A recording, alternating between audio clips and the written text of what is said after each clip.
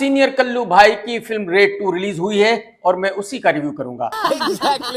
लेकिन अगर आपने अभी तक मेरा चैनल सब्सक्राइब नहीं किया तो कर लो, बहुत अच्छा लगेगा। देखो मैं आपके लिए अच्छी वीडियोस बनाता हूं। इसके बावजूद भी अगर आप मेरा चैनल सब्सक्राइब नहीं कर रहे हो तो भाई ये बात ठीक नहीं है। अच्छा बात नहीं है। पहले तो आप ये जान लीजिए कि कुछ सालों पहले अजय देवगन की एक फिल्म आई थी रेड, उसी का सीक्वल है ये। अगर एक्टिंग की बात करूं तो सीनियर कल्लू भाई अजय देवगन बहुत ही बूढ़ा हो गया है। उसकी जो शक्ल पे एक नूर था वो खत्म हो गया है। दांत भी पता नहीं कैसे नीले पीले हो गए हैं, शायद पान पराग वो बहुत खाता है। बोलो जुबान केसरी। कहने का मतलब यह है कि सीनियर कल्लू भाई की शक्ल पर देखा ही नहीं जाता। नहीं।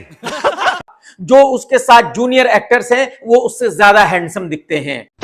बट नहीं सर, अभी तो टॉर्चर बाकी है सर। और पिछले 30 साल से अजय हर फिल्म में इसी तरह की एक्टिंग करता आ रहा है। अब उसकी एक्टिंग इतनी पुरानी हो गई है कि उस एक्टिंग को झेला नहीं जाता। नहीं। अजय ने ये भी पूरी फिल्म सिर्फ एक ही एक्सप्रेशन में की है। पूरी फिल्म में अजय का यही एक एक्सप्रेशन है। मालिक वो देखो वो देखो। No no no no.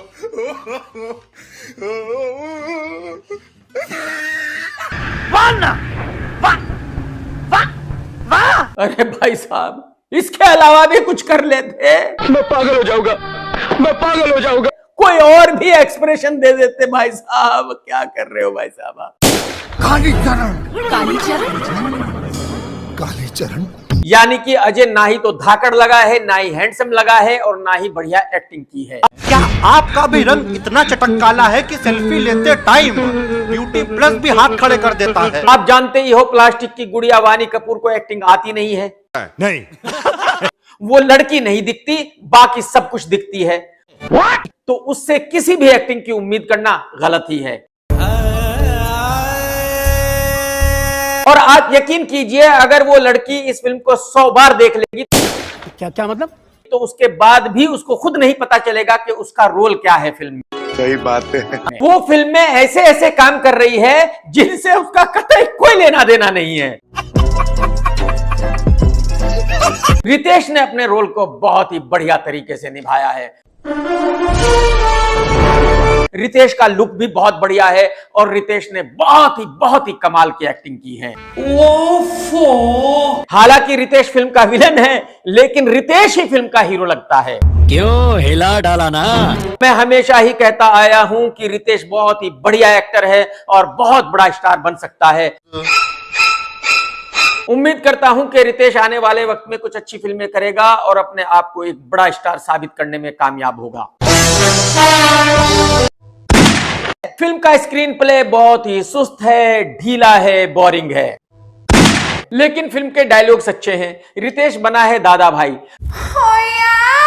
तो जब एक राजनेता कहता है कि यार ये दादा भाई तो हमसे भी बड़ा कमीना निकला,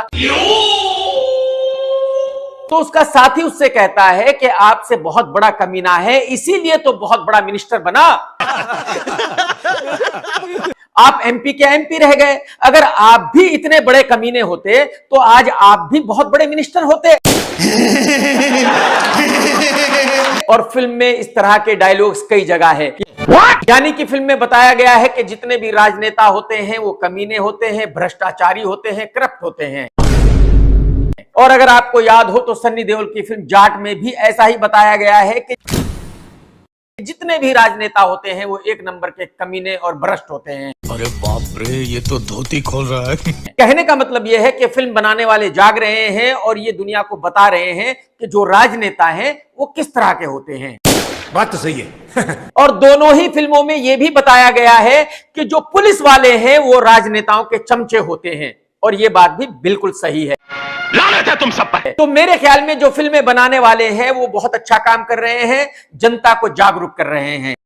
Not bad, not bad. कुल मिलाकर ये एक बहुत ही एवरेज फिल्म है। ये कोई ऐसी फिल्म नहीं है जिसको देखने के बाद आप ये कहेंगे कि यार क्या कमाल की फिल्म है। नहीं। मैं इस फिल्म को देता हूं 2 स्टार और मेरी बिजनेस रेटिंग भी रहेगी 2। बहुत दुखता है, बहुत दुखता है।